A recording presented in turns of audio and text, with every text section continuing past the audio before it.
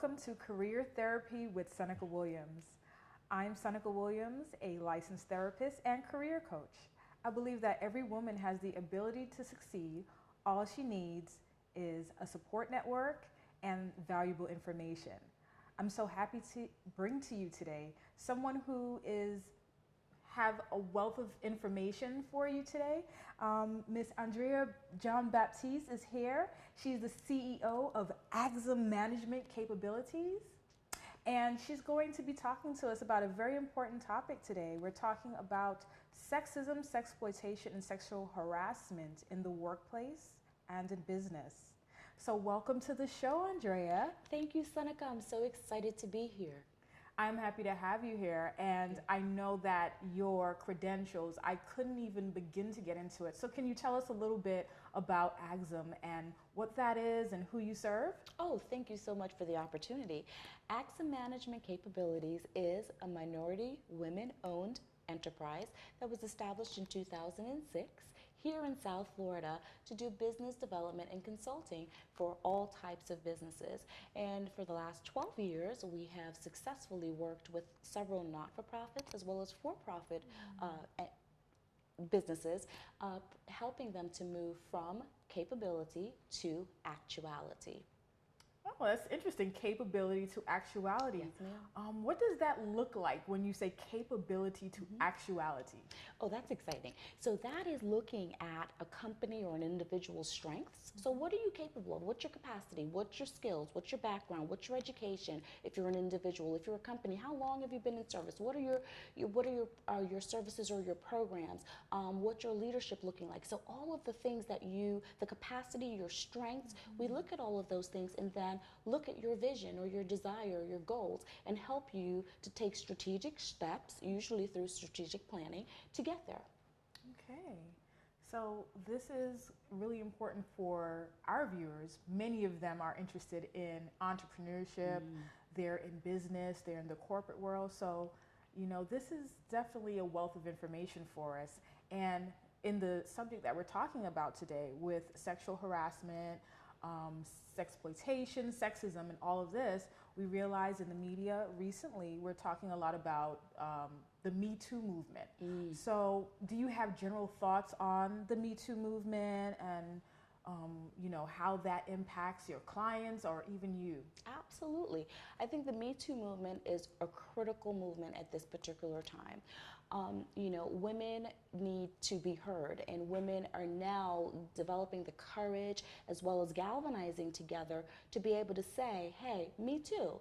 I've been sexually assaulted, or I've been sexually exploited, or I've been sexually discriminated against. And I think that is, it's critical. It is very sad, however exciting, to see that women are banding together and speaking truth to power. And I think this is a critical time. In business, we want a healthy workforce, right? We want a balanced workforce. We want women that are in the workforce that can get the job done. We know that we're capable, but are working without fear of sexploitation, of harassment, or of abuse. And in this particular time when pedophilia, sexual impropriety, sexual assault talk are so prevalent in places of power, I think it is critical that individuals continue to support each other and know that, unfortunately, there are many more of us out there, including me too. Me too. 2 out of 2. Yeah. It's so prevalent and common, and as a therapist and having clients, the many professional women, it comes up quite often as something that they're concerned about when building business, when building their career, how to move through male-dominated areas, how do you present yourself, how do you speak, how do you assert yourself, all of these different things. So I'm so privileged to have you here, because from reading your background, you've been doing many things in leadership, in corporate. So I'm sure you have some background yourself and experiences with this. You know, it's unfortunate, but as I thought about our topic today, and I thought, oh my goodness, we could do several topics, Yes, you know, in yes, this area. yes. Unfortunately, um, and you know, you just raised something very to my cognition in terms of the fact that yes, you're dealing with women in therapy, so you're dealing with those that are going through it, that have gone through it. Well, I'll tell you, you know, in leadership, some of the things that I have seen for women having to maybe downplay their skills, their abilities, their knowledge, things of that nature, and that should not be so. While we understand that, you know, there may be several industries that are still primarily male dominated, again, we need to start shattering that glass ceiling. And so ways to do that, banding together, women supporting each other, talking, you know, men or women who are sexually assaulting us or sexploiting us, we need to call them out. We need to say, this is not happening. We need to engage in discussions in terms of HR policies that protect women. We need to be sure that we are being punitive with those HR managers who are not following through, with those corporations, with those leaders who are either, you know, engaging in the act and or ignoring it or sweeping it under the rug. We must create a safe working environment for everyone, male, female, young or old, and we must ensure that there is accountability for individuals when something like this occurs. I agree with you wholeheartedly. And I think for many women, the fear has been, I really want this position. I really want to climb up the ladder. I really want to make this business deal, get this contract. I don't want to jeopardize that. And that is one of the major problems I think women have is, well, what do when you've been dreaming about this, you know, as you may know, you've had this dream of getting something, attaining something, and you might jeopardize it if you speak up, if you say the wrong thing, if you ask the wrong question, if you ruffle the wrong feathers. And that's a topic that I think we don't speak about. How do you approach it? And the safety after, you know, you go ahead and speak up about it. Are you going to be safe? Because sometimes, as you mentioned earlier, we have to stick together. Sometimes the people that you go to are women and you don't feel that safety. So we are going to continue talking about this topic. We're going to be back shortly and continue talking with you, Andrea. I'm so happy again, like I said, that you're here. We'll be back shortly.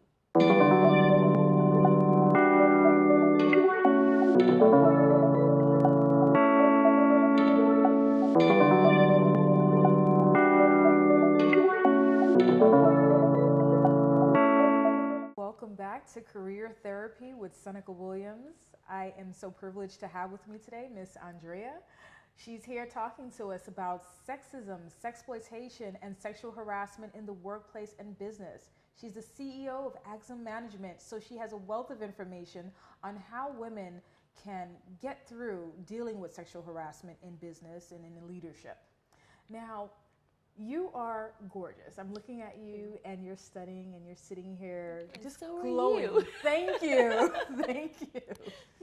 And it made me think that there were many times in, you know, my career in seeking jobs and going out there that I was confused about how should I present myself as a woman, because I want to avoid attention, or I don't want to attract anyone. And there was a time in a period where I only used to get pantsuits.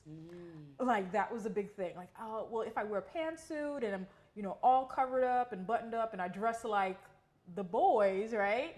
Then I should be okay. And that, you know, phase went on for a little bit. And then I was like, no, I like dressing up. I like wearing different things. It's one of the reasons I wanted to be in the different industries that I was interested in. You get to accessorize and wear shoes and, you know, all this stuff. Like you look so lovely today. So, you know, that is one of the things that comes up sometimes for women. And it's always a question, well, what was she wearing and how did she dress? Is this something that you've ever dealt with in your career building, in your pursuit of business? Absolutely. I mean, we all want to give the best impression and the best first impression. And as women, I think, early on when you first start developing and you start to realize that these things that start growing and the new shapes and so on start attracting attention, some good, some not so good, some wanted, some unwanted, and things of that nature. We start to really examine and focus and almost create ourselves in a way that will help to defray the unwanted, to your point. And I personally, I mean, I have long hair, it's kind of coiled right now, but I consider myself a very feminine type woman. My leadership style is also very feminine to a certain degree. I do believe in being direct. So my communication may be a little, I've been told, masculine. However, my appearance, I wear lots of dresses. I love peeped toe shoes. I love dresses and peeped toe shoes as well. That's my stuff. Exactly. Yes. And so I am not going to change that, because I do not want unwanted attention, because the problem is not with me. The way we are dressed today, we are certainly dressed professional. We're attractive women. We are looking that way, but we're also looking very professional. And so if someone, male or female, engages in inappropriate behavior, that is their issue, not ours. And women, we need to understand that no matter what we're wearing, we could be walking around in a thong and a bra down, Broward Boulevard in Fort Lauderdale, and we should not be touched, groped, felt up, or anything of that nature, because one, we're allowed to do that in the United States, but also mutual respect. We have so sexualized everything and everyone that, yes, it always boils down to, well, what was she wearing and how did she present herself? Well, my question, to push back on that is, what was he or she thinking, and what gave them the right to think that it was okay? And I think we have to start thinking, about a cultural shift for women, that we can be attractive. We can dress sexily if we wanted to in the workplace and still command, because it's what's here. Exactly. It's our skills, it's our talent, it's our knowledge. Now again, I understand that there's a fine line of professionalism and we want to adhere to that. However, I do think that we have to be very, very clear, particularly with young girls, that, it's not about what you were wearing. It's about the fact that this person is an abuser, an aggressor, a power monger, those types of things. It's not about you and your choice, but it is about them and their crime. Well said. We're all done. I love that you said it's not about you, because for many years I thought it was about me. That was the message that I got. That's what I learned. It's what you're wearing, it's how you're dressed. And I thought to myself at a certain point in time, like you, it's not me. This person needs to control themselves. This is their issue. Now, have you ever witnessed any form of sexual harassment in your work, or have you yourself experienced any form of sexual harassment? Well, I would say in my work, I can't say that I've seen it overtly. I'll give you an example though. In my personal experience, there was a time when I supervised an entire team of men. Yes.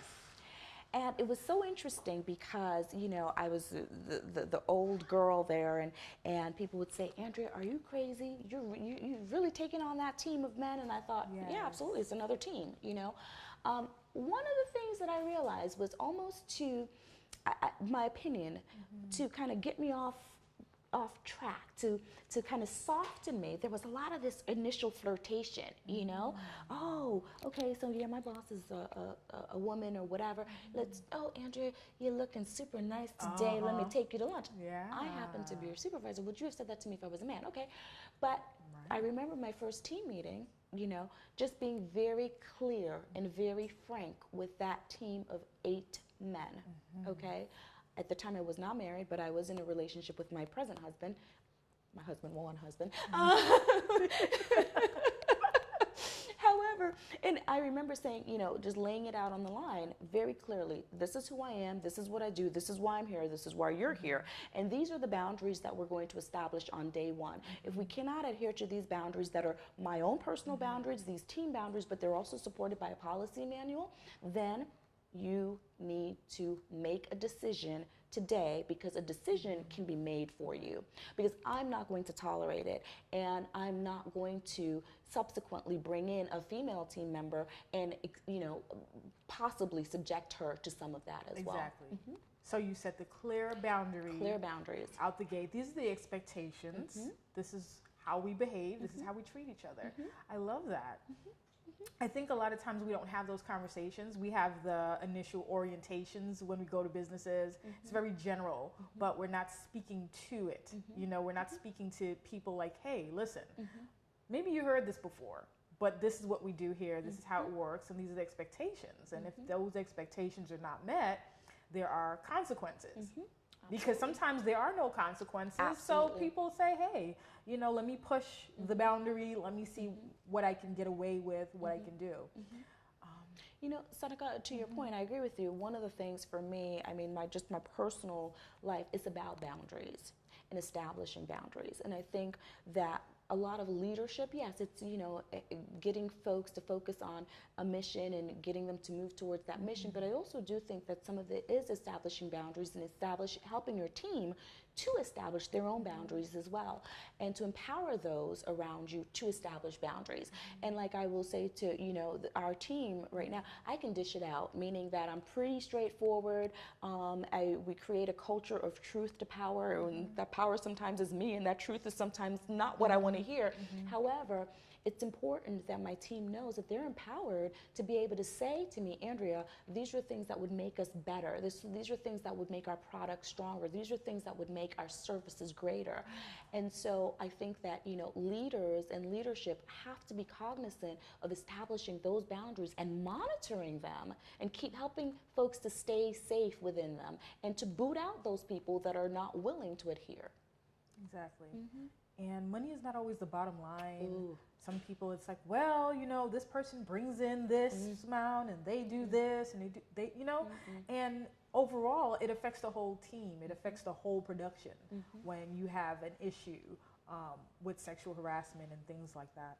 So we're gonna come back, and we're gonna talk about some tips that you have for women and how they can work their way through male-dominated fields. You gave some great tips, which is set boundaries, so we're going to keep that one.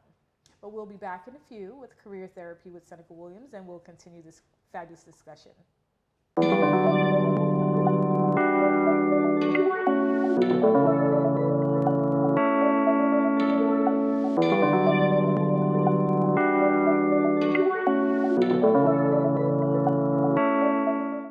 Welcome back to Career Therapy with Seneca Williams. Today we're speaking with Andrea. She is the CEO of Axum Management, and she's been talking to us today about sexism, sexploitation, sexual harassment in the workplace and in building business.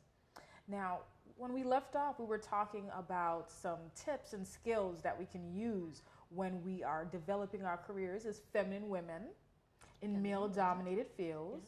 Because it can be challenging. You want to be who you are. You want to dress the way that you feel comfortable and feel beautiful, and you should be able to. But how do we move through these environments? What do we do?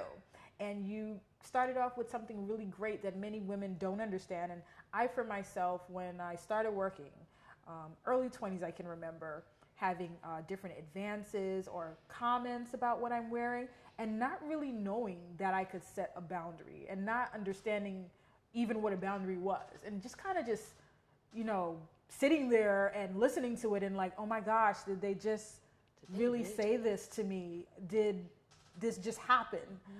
And I think for many women, because no one has had these conversations, even in HR, even in our orientations, we talk about sexual harassment, but no one actually tells you, what do you do?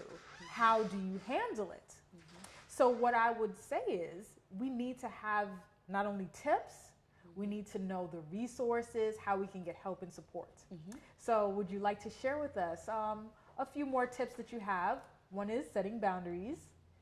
Absolutely. So yes, as we talked about setting boundaries, Seneca, that's critical. I think also speaking truth to power, letting employers know there seems to be a problem here, letting your supervisor know. And if your supervisor is the offender, then going above his or her head. So I think that's also critical. Knowing the laws in your city, in your state, in your country, knowing those laws, I think are important, because you do need to know what recourse you have if it does become a legal matter. Keep records. I think it's important for women to keep records of things that make them uncomfortable. I always had the file and then the file. So the little file that sticks in the bottom of my drawer, maybe I had to speak to someone about something, and I've just documented it because it's important. While it hasn't turned into a formal discipline or a write-up or anything of that nature, I needed to, it was something that raised a little bit of a red flag, so I needed to just, on this date I spoke to Seneca about this particular issue, and start keeping records, so that should, again, a legal issue arise, then you do have, more of a credible record keeping, or credible records, because unfortunately it will come down to that. It goes back to what were you wearing and can you prove it, Right. And so it's important that, unfortunately, we do have to take these measures. And then finally, know where services are in your community, and not just for you, because hopefully we can, with the Me Too movement and some of the things that are happening now, that we will not see the propensity of sexual harassment and sexploitation at the level that it is. However, I think it's critical for us to know, where is your rape crisis center, because it may not be you, it could be your friend, it could be your neighbor, it could be, unfortunately, your child, unfortunately. So understand where those supports and resources are. Where is, and if you have been, exploited or harassed, where can I find a good therapist that I can talk to and get support and work through the situation, because it is traumatic, it is stressful, and oftentimes we're not, like you said, did that just really happen to me? Yeah. Wow. And to what degree did that happen? Yeah. And what do I do now? Absolutely. Usually nothing happens, because the next question is, what do I do now? Who do I talk to? And if you don't know who to talk to, you don't know what to do. Absolutely. Nothing happens. And unfortunately, what happens, and what I've learned, is it repeats itself. Yes. It continues to repeat itself. Yes. And now you have a situation where it's a hostile environment, you're afraid to go to work, you're afraid to pursue certain things, and maybe you've had dreams, you've had goals that you're not pursuing because I'm afraid to go forward with this. You kind of go into a shell, and you don't know who to turn to. You may not even turn to your close friends and family because they don't know how to help you, or what will they think of me, or will they accuse me and attack me and say, what did you wear, what did you say? So I think it's really important that they have those resources and things like that. Now, it can be really stressful working in business and leadership. And, to change gears a little, when you are dealing with, business and leading these teams of men and doing all this, what kinds of things do you do to handle stress and pressure?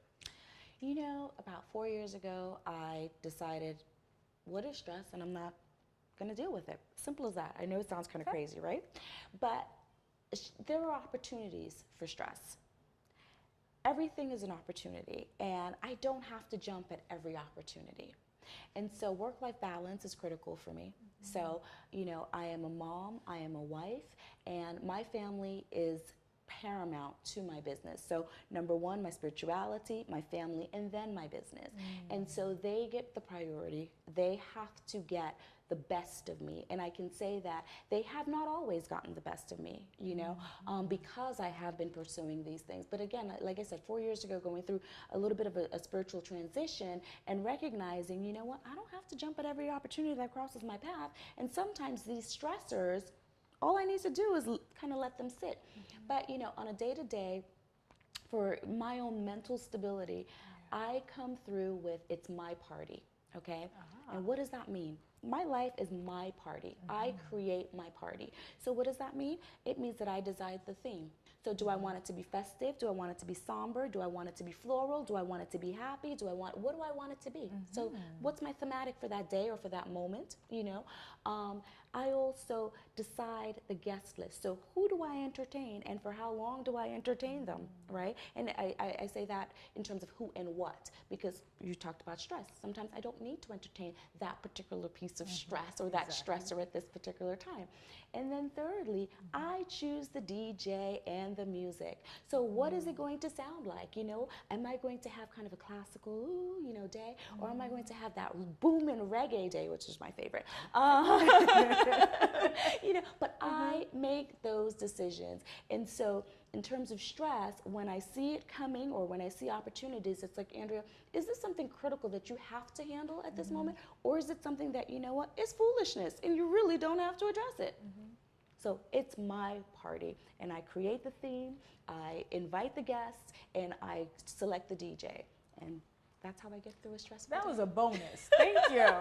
That was definitely a bonus. It's my party. You know, there was the song, It's My Party, I Cry If I Want To. Oh! But it's my party, I jam how I want to. I like that. We're going to put it on a shirt. Yes. I love it. I love it. It's perfect. And it ties into this whole thing that we're talking about with, you know, harassment at work and hostile environments. Because now you're stressed out, you're dealing with all of this, and you come home and you have kids, you have a spouse, you have other things going on. And how do you deal with the stress? And like you said, you decide what you're going to entertain, what you're going to deal with, what you're not going to deal with. You have that power. And I tell people, operate in a place of power at all times. Even when you feel like you are a victim, you can still operate in a place of power when you assert yourself, when you set those boundaries, when you speak up, all the things that you've shared with us today. So absolutely, this is really great, and I know that our viewers, someone is out there experiencing some form of harassment, and there are different levels of it, of course. You know, at very minimal, it's comments, suggestions, and things like that. But at the highest level, some people have experienced actual sexual assault and rape at the workplace. And if this person is listening, as you said, know your resources, know where to get help, speak to a therapist, as you mentioned, going to HR. And is there anything else that you want to add to that? I think, you know, also always know your rights, know the laws, know what is available, and if you do need to make it legal, know your rights. If they were going to seek out legal help, where should they start? You know, I mean, there's so many good attorneys. There's legal aid all over the country that can provide you with referrals. I know here in Broward County in South Florida, there's the Nancy J. Cotterman Center, which is a part of the Broward County services, and so they focus on sexual assault and sexual battery, and so and I believe all of the services are free. Okay, that is good to know. And I never knew about those services. If our audience wanted to find out more about you, Andrea, learn more about AXA management, wanted to reach out to you, how would they do that? Absolutely. And I'd be happy if they did. www.axamhq.com is our website. Our phone number is 954-742-9166. And we're on all levels of social media. We're AXAMHQ on Twitter, Facebook, Instagram, and LinkedIn. Thank you for sharing that. I'm sure someone wants to learn more about what it is that you do. You have been so pleasant today and radiant, glowing, and showing us that you can be feminine and you can still step into the corporate office and command respect, right? Set the boundaries, and you have the voice so that you are no longer a victim. You're a victor. Yes. So thank you for coming today. I appreciate your presence here. Thank you for watching today, Career Therapy with Seneca Williams, and I look forward to you joining me next time.